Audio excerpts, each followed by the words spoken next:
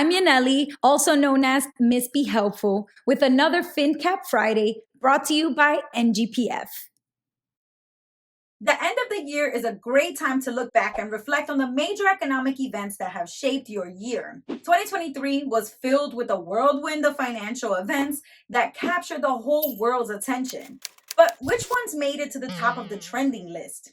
Up first, inflation. While it declined slightly in 2023, it was still extremely concerning for most consumers. In an attempt to lower inflation, the Federal Reserve Bank of the United States raised interest rates multiple times throughout the year. The Federal Reserve kept rates the same in November, though, and they're expected to continue this pause on interest rate hikes as Americans are hoping for rates to get cut in 2024. Back in early 2023, we witnessed some of the largest bank collapses in U.S. history.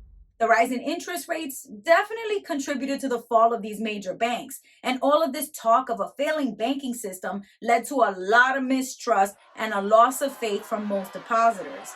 So that's where the FDIC comes in. 2023 marked the 90-year anniversary of the FDIC, which started in 1933. When customers were panicking that banks might have lost their money, the FDIC protected depositors, even beyond the $250,000 insured amount, because they didn't want people to go running to the bank to take all their money out, making the problem even worse. Car loans and credit card interest rates were also at record highs. Credit card debt topped $1 trillion for the first time ever at the end of 2023. Next up is how people dealt with these inflated prices all year long. Well, shoppers started trading down. So instead of buying name brand things, more and more customers opted for store name goods. For example, one viral TikTok account called Costco Couture caught a lot of attention by posting reviews of Costco clothing from well-known brands. Influencers even started posting Costco looks, which made the retailer even more popular on social media. But maybe people were cutting costs left and right in order to make room in their budget for student loan payments. Student loan interest resumed in September of 2023, and official payments resumed in October after a 43-month pause. There are so many borrowers who were not making payments at all, and so now this is basically going to feel like they got a pay cut because a big chunk of their monthly income will now have to go towards making their student loan payments. Speaking of student loans, in a 6-3 decision by the Supreme Court, student loan forgiveness was rejected for approximately a $430 billion loan amount owed by about 40 million Americans. Now, despite this rejection, about $127 billion of student loan debt was still canceled in October of 2023, primarily for lower income borrowers. And another additional amount was canceled for older borrowers who had made 20 or more payments towards their loans. So nearly 1/3 of the projected cost of this mass cancellation that got rejected was still accomplished anyway through the use of existing programs that do allow student loan debt to be waived. In December, we learned that 82% of Americans do not use the kind of savings accounts that give you more than 5% interest annually. That means they're missing out on a lot of free money.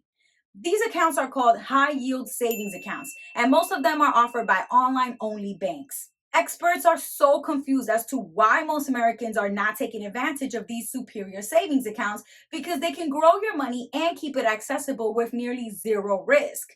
American families have a median cash balance of $8,000 across different bank accounts, including their checking and savings accounts. That's according to data from the Federal Reserve. One CNBC article stated that if that amount of money were to earn 0.46%, which is the average national interest on a savings account, it would make about $37 in a year. But if that same amount of money was placed into a high yield savings account instead, earning 5% annual percentage yield, it would get over $400 in interest during that same time period. So is it just that people prefer banks that have physical locations, or is it that people don't know the difference between a traditional savings account and a high yield savings account? Maybe we need more financial education? That leads to the final finance trend of 2023, which is guaranteed financial education for high school students. As of December 2023, 25 states, which is half of the 50 in the US, now have laws that require a semester course in personal finance for high school graduation. What would you say the most impactful financial event of 2023 was for you?